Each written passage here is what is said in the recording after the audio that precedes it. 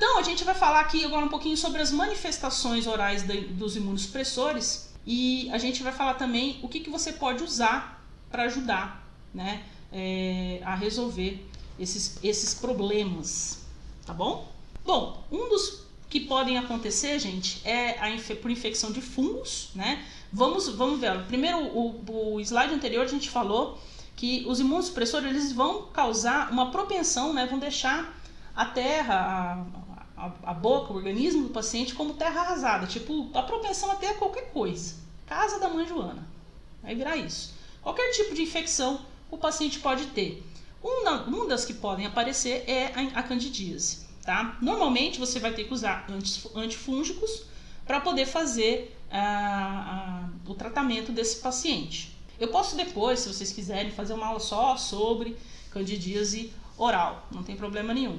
Mas, porque existem alguns medicamentos, né? Normalmente você passa antifúngico, nistatina, pode ser... Tem alguns que você pode usar, dependendo do tipo, dependendo de como e localização que apareceu essa cândida. Pode ser em forma de bochecho, pode ser, se por exemplo o paciente usa prótese muitos anos, pode ser devido à prótese.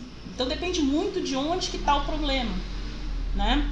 Então assim, a solução normalmente é o antifúngico, normalmente é a troca da prótese.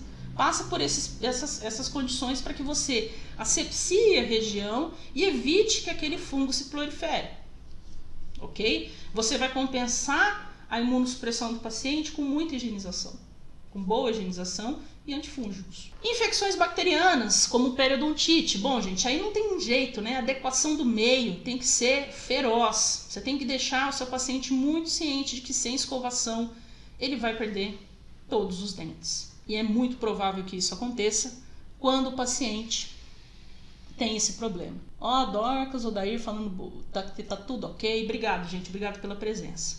Tá? Então, o paciente chegou com periodontite, planejamento para pério.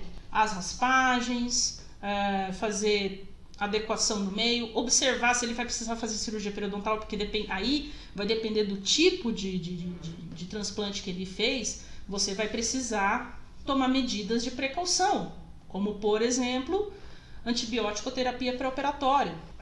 Principalmente para fazer raspagens, é muito importante que você entre com antibiótico-terapia pré-operatória, tá? A gente já vai falar sobre isso. Infecções por herpes, né? Então normalmente você vai ter que passar o aciclovir para poder fazer tópico, né? A pomadinha tópica, para que o paciente possa passar na região onde está acometida pela doença, normalmente em região de lábio, comissura. Nesse caso, você vai passar o ciclovir apenas para diminuir os sintomas, né? Reduzir os sintomas e com isso voltar à normalidade.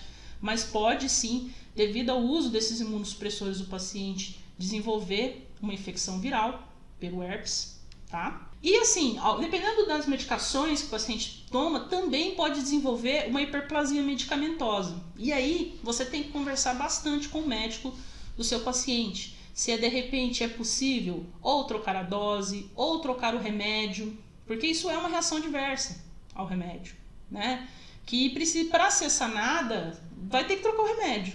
Né? Normalmente a solução é a troca do remédio quando essa hiperplasia não apresenta sinais de infecção, não apresenta, a gengiva está rosa pálido, ou seja, é uma intumefação da gengiva causada justamente pela medicação. Aí não tem jeito, gente. É conversar com o médico, assim, olha o estado da gengiva do meu paciente, precisamos achar uma solução com outra medicação, de repente, para resolver o problema dele. Porque dessa forma, daqui a pouco ele não tem mais dente, né? Vai ser englobado pela gengiva e não vai ter nada aí para comer, né? Fora que deve ser extremamente desconfortável.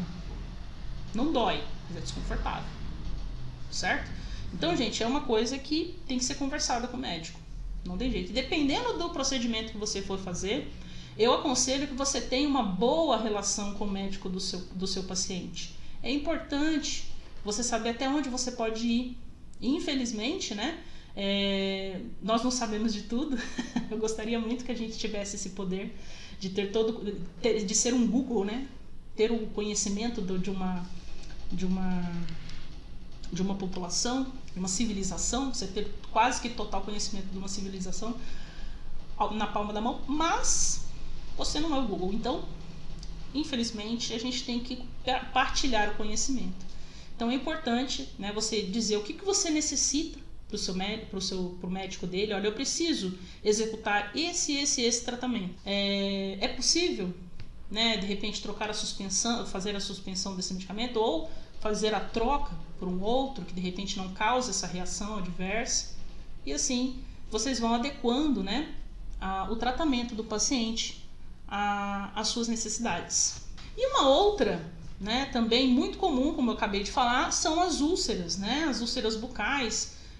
Aí no caso estou mostrando uma úlcera de Sutton.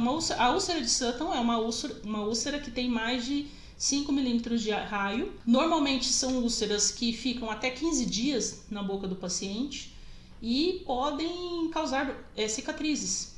Existem inclusive pacientes que têm traumas frequentes na região jugal, na região da bochecha, devido ao posicionamento de terceiros molares, que causam uma cicatriz feia, que às vezes até dificulta o paciente abrir a boca, por causa dessas aftas de Sutton. Ela é extremamente dolorosa, difícil de comer com uma afta dessa latejando no lábio, né, como esse que a gente está vendo aqui. É bem difícil. O que você faz normalmente para essas úlceras? Normalmente pastas, né, à base de corticoide. Não tem muito o que fazer. Bochecho com clorexidina para evitar infecções oportunistas, porque nessa região aqui em que você apresenta essa lesão central, normalmente pode ter infecções oportunistas. Então você faz o bochecho com Perogard 0,12%, sem álcool, e também pode passar, se estiver muito inflamada, muito dolorosa, você pode passar uma pomadinhas à base de corticoide, dexametasona, né, pomadinha de dexametasona, para melhorar a situação.